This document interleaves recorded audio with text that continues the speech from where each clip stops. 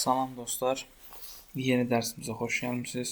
Bu videoda HTML-də mətn strukturunun əsasını təşkil edən header etiketləri, hansı ki header etiketləri H1-dən H6-ya qədər olur. Yəni başlıq dəyərləri haqqında sizə məlumat verəcəm. Web səhifələrdə başlıqların düzgün istifadəsi oxunaqlıq cəhətdən çox önəmlidir. Və biz bu videoda hər bir başlıq etiketinin nə üçün istifadə olunduğunu nümunələrlə görəcəyik, necə tətbiq edildiyini görəcəyik və mən sizə bunları aydın şəkildə izah etməyə çalışacağam. Gəlin başlayaq. Ümumiyyətlə header başlıq etiketləri H1-dən H6-ya qədər mətndə başlıq şəklində göstərmək üçün istifadə olunur. Yəni mətnləri başlıq şəklində göstərmək üçün istifadə olunur və etiketlər arasında fərqlər var. Yəni bir qədər fərq var. Məsələn, H1 səhifənin əsas başlığı kimi istifadə olunur. Adətən bir dəfə istifadə olunur, amma H2, H3 bunlar alt başlıqlar kimi istifadə olunur və H4, H6, yəni bura H5 də daxildir. Burada nisbətən bu başlıqlar, məsələn, alt başlığın altında yazılan detallı və aşağı səviyyəli başlıqlar ki var. Onlar H4 və H6 ilə yazılır.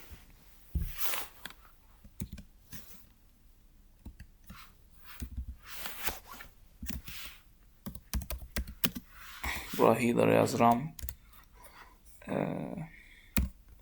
H1 məsələn. H1 tegini bu şəkildə bağlayırıq. H2-ni yazıram bura.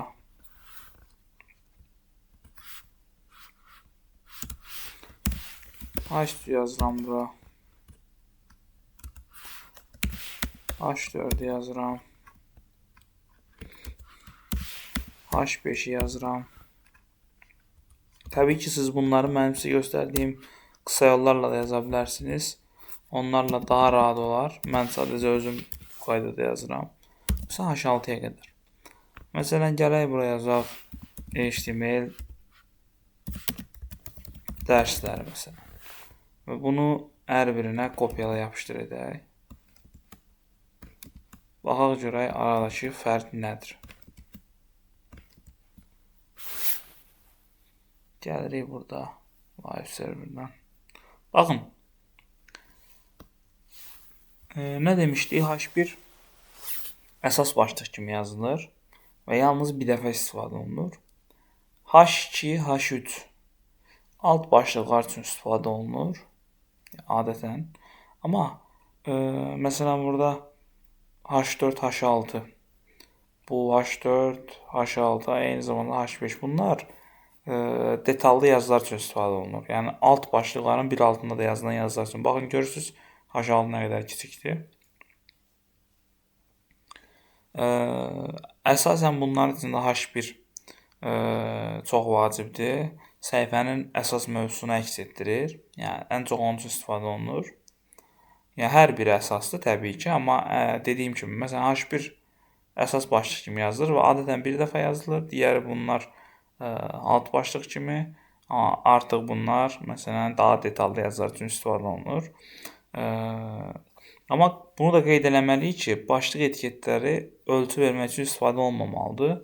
Biz əgər dizayn işi görəcəyiksə, CSS-dir. Əsasən struktur üçün isə biz burada artıq header tagi istifadə olunmalıdır. Əgər biz düzgün seçə bilsək ki, başlıqda nə istifadə olunmalıdır və s.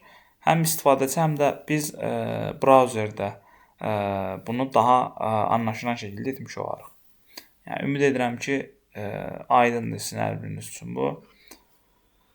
Bu videoda da biz HTML-də header etiketlərinin nə olduğunu, header etiketlərinin H1-dən H6-ya qədər olduğunu və H1-dən H6-ya qədər necə istifadə edildiyini və niyə vacib olduğunu öyrəndik. H1-dən H6-ya qədər eyni qaydada istifadə olunur, heç bir fərqi yoxdur. Sadəcə ölçülərində əhəmiyyət dərəcədə fərq var. Əgər video faydalı oldusa, bəyənməyi və kanala abunə olmağı unutma. Növbəti videolarda digər vacib etiketləri, onları real olaraq yazacağıq və istifadə edəcəyik. Eyni zamanda bunların üzərində sizə izah edəcəm. Suallarınızı və fikirlərinizi şərhlərdə paylaşa bilərsiniz. Görüşənədək.